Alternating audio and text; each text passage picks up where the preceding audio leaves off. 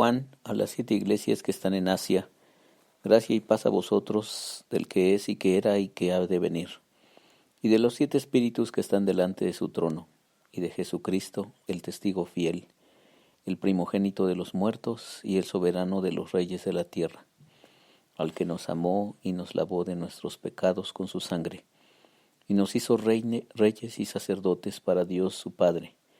A él sea gloria e imperio por los siglos de los siglos. Amén.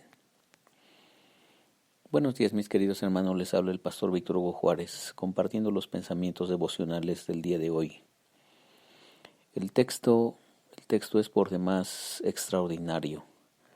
Nos dice algunas cuantas cosas especiales. Empieza diciendo Juan a las 7 iglesias que están en Asia.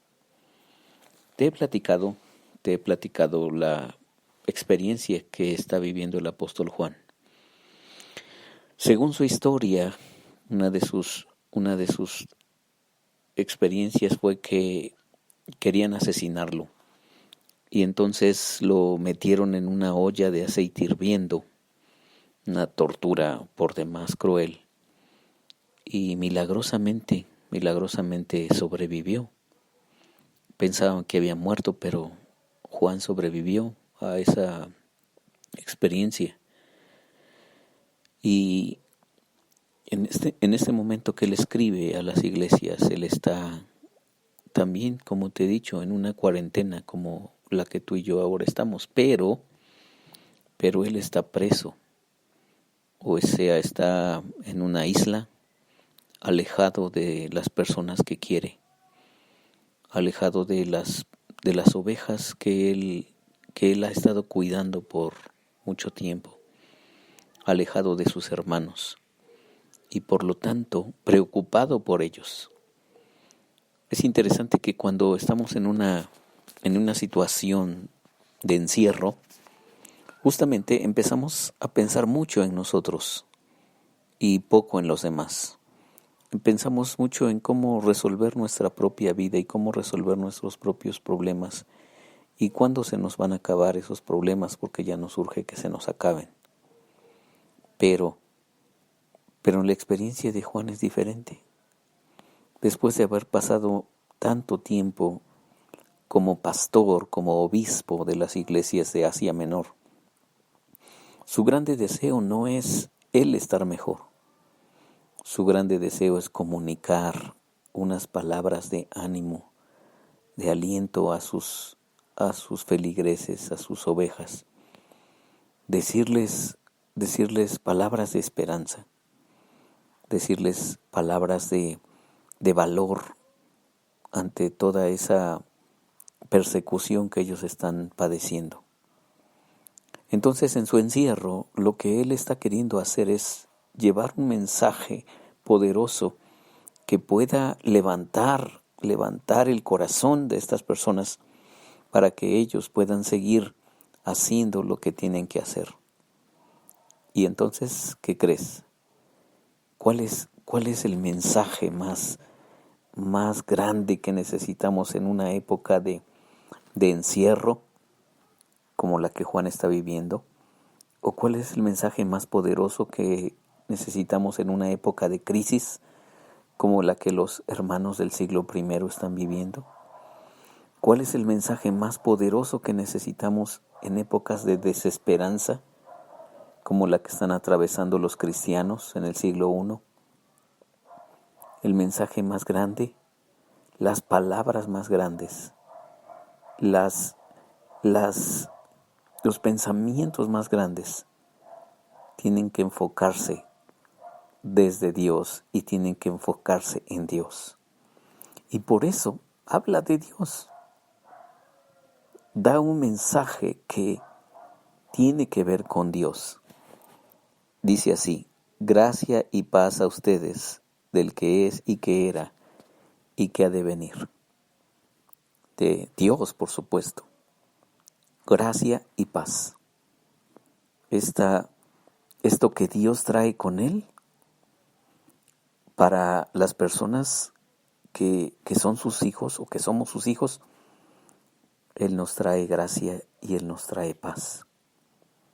dos grandísimos regalos que necesitamos. ¿Quién no necesita paz en una crisis? ¿Quién no necesita paz cuando personas cercanas a él o a ella están muriendo? ¿Quién no necesita paz cuando sabemos de personas que están enfermos y que otros nos están diciendo, ora por mi enfermo, ora por mi familiar, ayúdame a orar por mi amigo? Y sentimos que la muerte empieza a cernirse muy cerca de nosotros. ¿Quién no necesita paz cuando las malas noticias parecen ser muchísimas más grandes y muchísimas más abundantes que las buenas noticias?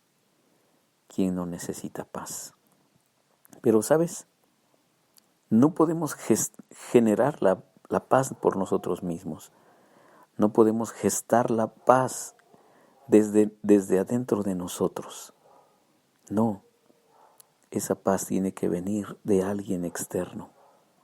Y por eso Juan dice, gracia y paz a ustedes, del que es y que era y que está viniendo. De Dios, de nuestro buen Dios, de nuestro amado Dios. Solamente de Él puede venir esa paz que rebasa nuestra crisis y rebasa nuestros miedos, rebasa nuestras angustias, rebasa cualquier dolor. Porque cuando estamos en las más grandes crisis, necesitamos que Él nos llene de su paz, que Él se haga presente en nuestras vidas. Y justamente en el corazón de la crisis, las crisis son como un disfraz en los que vienen estos dos grandes regalos de Dios, la gracia y la paz. Dios se hace presente en esas crisis nuestras, en nuestras desgracias más grandes. Él ahí aparece para darnos una nueva vida, una nueva visión, y para darnos gracia y para darnos paz. Entonces, cada uno de nosotros, como estamos, te lo he dicho tantas veces, como estamos enfocados en las malas noticias y estamos enfocados en los peligros y estamos enfocados en las carencias que vamos a tener y en la falta de trabajo que va a haber, y todo eso es real, no lo podemos negar, pero no es la última palabra. La última palabra siempre vendrá de Dios, del Dios que se nos hace presente en las crisis y nos trae su paz y nos trae su gracia. Así es que, una vez más, necesitamos enfocar nuestros pensamientos y nuestros corazones en Dios, en su persona, y no para pedirle nada más. Pedirle está bien, es necesario pedirle, a Él le gusta que le pidamos, pero también para agradecerle, y sobre todo, para percibir en esta crisis la potente voz de Dios, la potente presencia de Dios que llega a nosotros, el que es, el que era, el que está viniendo. Constantemente Él viene. Él no está lejos, Él está aquí. Así que, ¿qué tal si recibimos su gracia y recibimos su paz? Amados Dios, solamente tú puedes cambiar nuestras perspectivas. Solamente tú puedes cambiar nuestras historias. Y en medio de la desolación y en medio de la crisis, gritarnos y hacerte presente, Señor. porque a veces no te oímos. A veces no queremos oírte, pero muchas veces no sabemos cómo oírte. Hazte presente entre nosotros, Señor, y haznos perceptivos a tu presencia. Llénanos de tu gracia y llénanos de tu paz. En el nombre de Jesús. Amén.